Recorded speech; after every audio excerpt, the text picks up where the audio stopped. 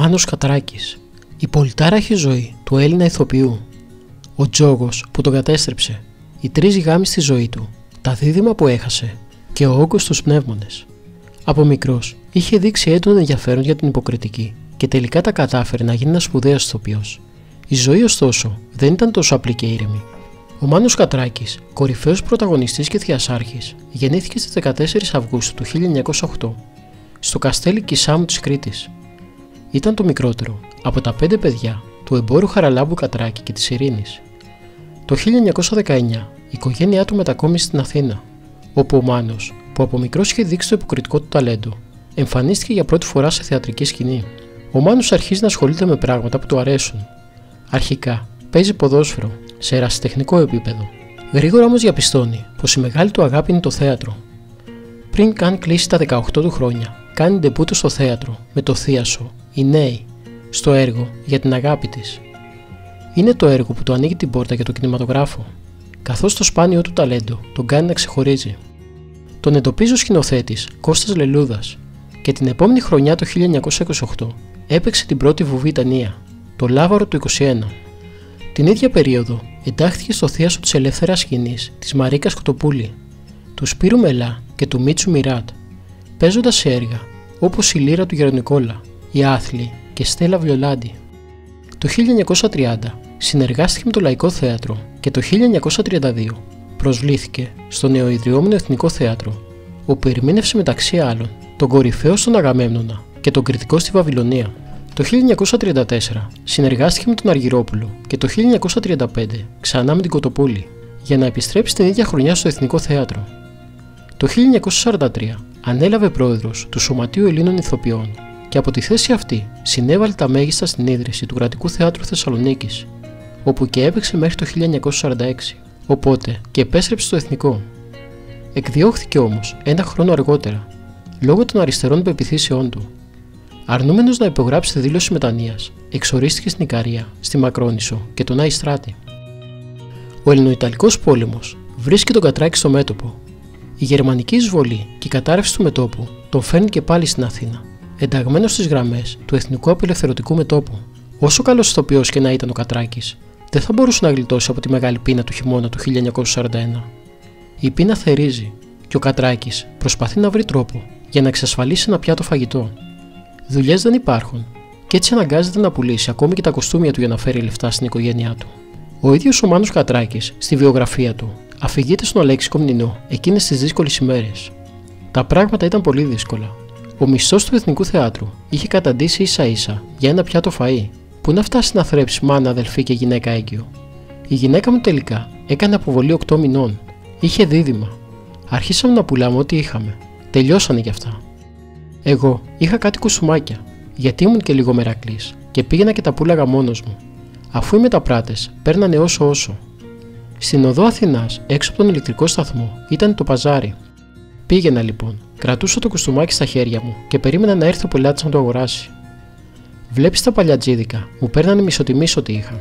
Κάποτε ήρθε η ώρα να πουλήσω και ένα κουστούμι που το αγαπούσα πολύ. Ήταν το καλύτερό μου. Μου το είχε ράψει ένας ράφτης, ο Ζωφάκης, που είχε έλθει από το Παρίσι και ραβόταν και ο Μηνωτής σε αυτόν. Πάω λοιπόν στην οδό Αθηνάς, στέκομαι και περιμένω. Κάποτε με πλησιάζει κάποιος καλή του ώρα και μου λέει: «Κύριε Κατράκη, το πουλάτε?» «Το πουλάω», του λέω. «Δεν το βλέπεις? Για να είμαι εδώ και να το κρατάω, πάει να πει πως το πουλάω». «Θέλετε να έρθετε μαζί μου?» μου λέει. Με παίρνει και με πάει σε μια λέσχη στην Ομόνια. Εγώ δεν είχα δοσοληψίες με λέσχες. Λέω: «Τι θα κάνουμε στη λέσχη?» «Είναι κάποιος που θα αγοράσει το κουστούμι σου», μου λέει. Να μην στα πολυλογώ, πήγαμε. Βρήκαμε τον άνθρωπο, μα δεν ήθελε τέτοιο κουστούμι γιατί ήταν πολύ λεπτό. Με ρώτησε αν είχα κανένα άλλο σκοτσέζικο. Εγώ είχα. Μου είπε να του το πάω την άλλη μέρα. Πήγα την άλλη μέρα και πήρε το κουστούμι. Η γνωριμία αυτή ήταν που έβαλε τον Κατράκη στον κόσμο του τζόγου. Στην αρχή, όπως ο ίδιος αφηγείται, τον άφηναν να κερδίζει. Ωστόσο μετά άρχισε αφέμαξη. Γρήγορα ο Κατράκης καταλαβαίνει τι συμβαίνει και ξεφεύγει από το βούρκο. Ψάχνει να βρει μια τίμια δουλειά για να ενισχύσει το εισόδημά του. πουλάει ψάρια για περίπου ένα τετράμινο. Ο πόλεμος τελειώνει, αλλά όχι και οι δυσκολίες. Ο Κατράκης επιστρέφει δυναμικά στο θέατρο, αλλά η κομμουνιστική ιδεολογία του, σε συνδυασμό με την αμετακίνητη στάση του, τον βάζουν σε νέες περιπέτειες. Στη βιογραφία του μεγάλου ηθοποιού υπάρχει ένας συγκλονιστικός διάλογος με τη μητέρα του από εκείνα τα δύσκολα χρόνια της εξορίας και των διώξεων. Τι είναι, Μανώλη? Θες να έρθω στο σπίτι, μάνα? Πώς θα έρθεις? Θα υπογράψω και θα έρθω. Είτε να υπογράψεις. Δήλωση. Είτε δήλωση. Ότι δεν είμαι αυτό που είμαι. Και δεν είσαι. Είμαι. Μην υπογράψεις τότε. Μην υπογράψεις. Ο Κατράκης επιστρέφει στην Αθήνα το 1952, αλλά το μετεμφυλιακό κράτος του επιφυλάσσει θερμή υποδοχή. Όλες οι πόρτες είναι κλειστές και ο σπουδαίος ηθοποιός έχει ελάχιστες ευκαιρίες για να κάνει αυτό που θέλει. Εργάζεται περιστασιακά στο ραδιόφωνο, ενώ καταφέρει να πάρει και κάποιους μικρούς ρόλους στο θέατρο. Σιγά σιγά όμως, με την επιμονή του, αρχίζει να κερδίζει και πάλι ρόλους. Επέστρεψε στην Αθήνα το 1952, διοργανώνοντας ποιητικές απογευματινές στο θέατρο Μουσούρι. Ξανανέβηκε στη σκηνή με το θίασο της Κατερίνας Ανδριάδη και λίγο αργότερα με το θίασο του Αδαμαντίου Λεμού και αμέσως μετά με το θυμελικό θίασο του Λίνου Καρζή. Το 1955 ίδρυσε το Ελληνικό Λαϊκό Θέατρο και καταστάθηκε στο ημιπέθριο χώρο του Πεδίου του Άρεως, τον οποίο γενίασε με τον αγαπητικό της Βοσκοπούλας. Το 1972 επέστρεψε στο Εθνικό Θέατρο και πρωταγωνίστησε στον Οθέλο και τον Δον Κιχώτη και στην Επίδαυρο, στον Ιδίποτα Τύραννο και στον Προμηθέα Δεσμότη. Αργότερα συνεργάστηκε με την Αλίκη Βουγιουκλάκη. Η τελευταία του εμφάνιση έγινε το 1984 στο Ηρώδειο με το μουσικό έργο του Θόδωρου Αντωνίου Προμήθεια. Στα 1954 θα γνωρίσει την πιο σημαντική σύντροφο της ζωής του και μετέπειτα σύζυγό του, τρίτη και τελευταία, τη Λίντα Άλμα, μετά από μια θεατρική πρεμιέρα. Από εκείνη την ημέρα και μετά δεν θα τους χωρίσει τίποτα, μονάχα ο θάνατος του μεγάλου ηθοποιού 30 χρόνια αργότερα.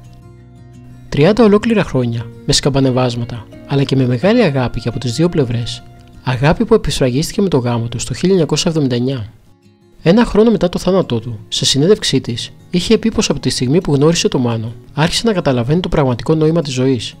Γιατί μέχρι τότε ήταν ένα παιδί, της έμαθε να υπερασπίζεται τη ζωή και τη δουλειά της, να ζει με πάθος κάθε στιγμή, λες και είναι τελευταία. Λίγο μετά την ολοκλήρωση των γυρισμάτων της τελευταίας ταινίας «Ταξίδι στα Κύθυρα», με σκηνοθέτη το Θόδωρο Αγγελόπουλο, άφησε την τελευταία του πνοή στις 2 Σεπτεμβρίου του 1984, χτυπημένος από καρκίνο των πνευμόνων. «Σύντροφε Μάνο, στον πόη σου παίρνει μέτρο η ανθρωπιά και η τέχνη», είχε γράψει γι' αυτόν ο Γιάννης Ρίτσος.